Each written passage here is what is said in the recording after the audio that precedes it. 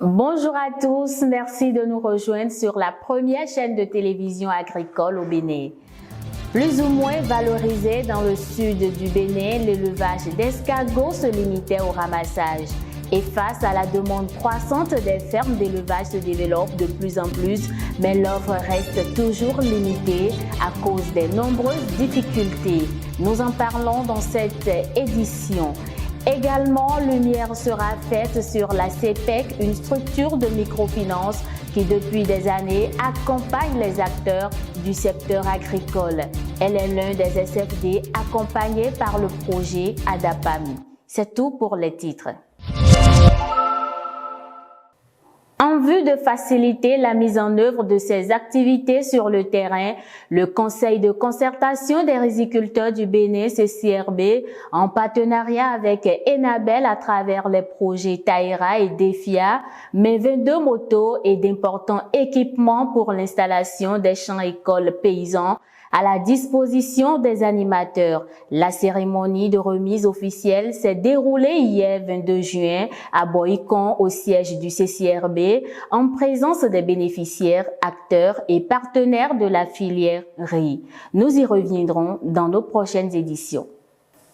Le Parlement béninois vient d'adopter la loi numéro 2022-14 portant orientation agricole, sécurité alimentaire et nutritionnelle en République du Bénin.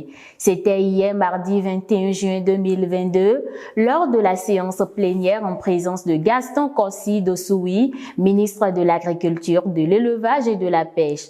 Longtemps espérée par les acteurs agricoles, cette loi va désormais favoriser l'intensification des produits agricoles à l'effet d'atteindre les objectifs nationaux en matière de sécurité alimentaire. Renforcer la consommation des produits locaux, raffermir le traitement des ouvriers agricoles, prendre en compte les institutions de recherche agricole et plateformes des organisations agricoles dans le Conseil national d'orientation et de suivi et amener l'État à faciliter l'accès aux semences certifiées des cultures de grande consommation sont entre autres les dispositions contenues dans cette loi.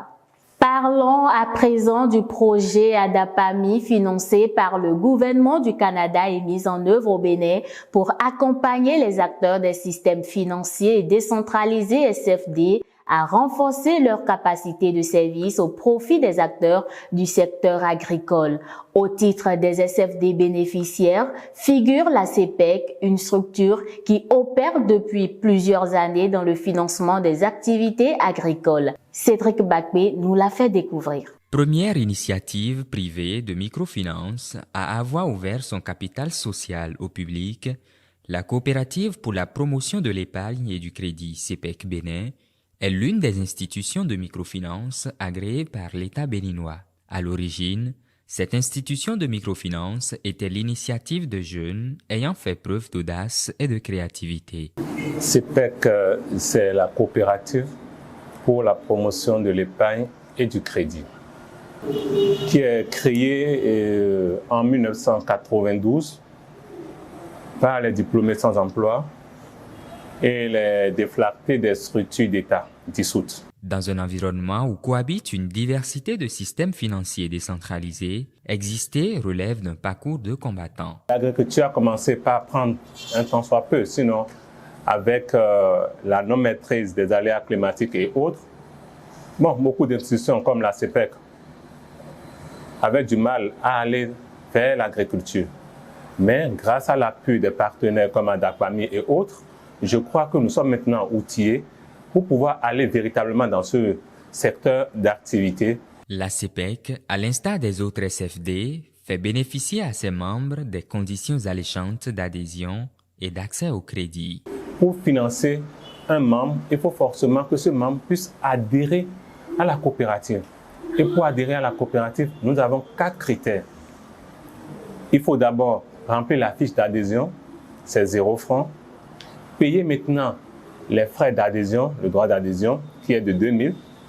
payer les frais d'établissement de la carte de membre, parce qu'il te faut une carte de membre, et avoir au moins une part sociale de 2500. Fort de sa réputation dans l'environnement du financement de l'économie à la base, la CEPEC ambitionne d'ici 2030 être la première organisation de financement au Bénin et dans la sous-région.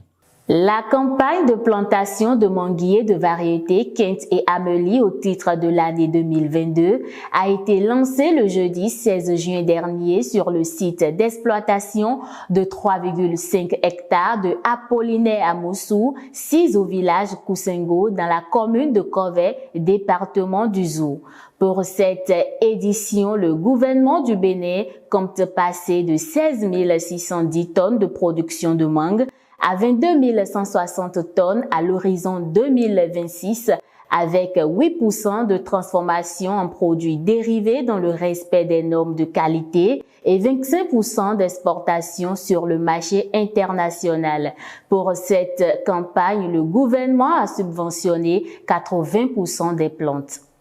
Rendons-nous à Parakou où 92 plantes ont été mises en terre à la place Idi du quartier Banikani dans le 2e arrondissement de Parakou par les membres de l'Agence nationale des transformateurs de bois de la section Bogou.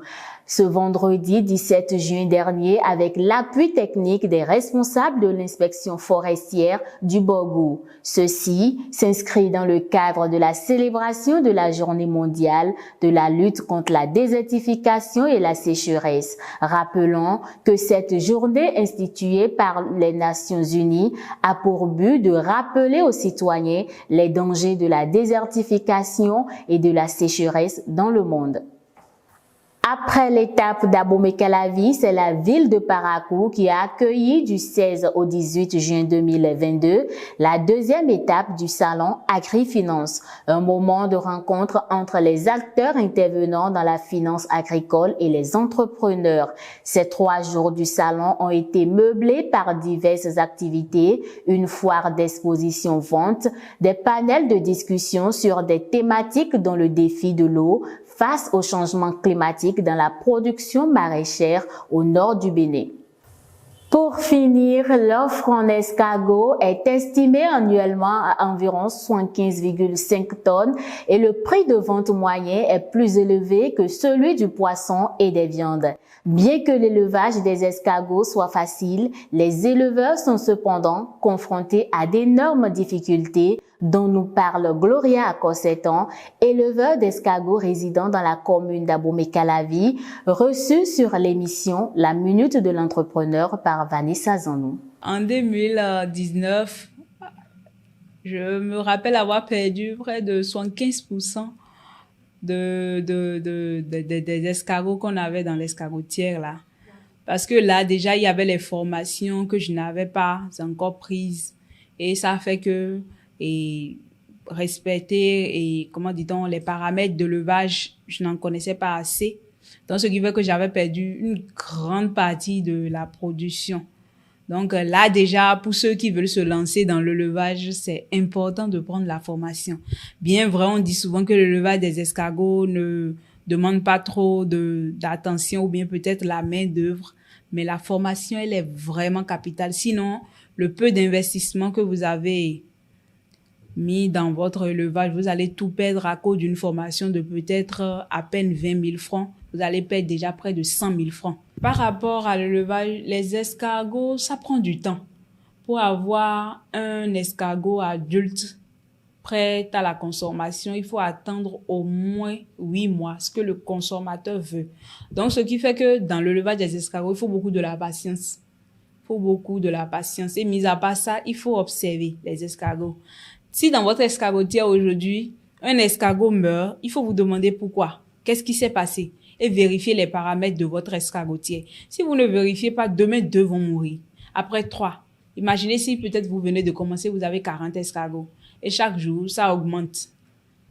Donc, à la fin, vous allez perdre. Donc, il faut observer, il faut être patient et aussi vraiment beaucoup de courage. Et avec la détermination, je pense que on peut aller de l'avant dans ce domaine-là. Ce sera tout pour le compte de ce jour. Merci de nous avoir suivis. Portez-vous bien.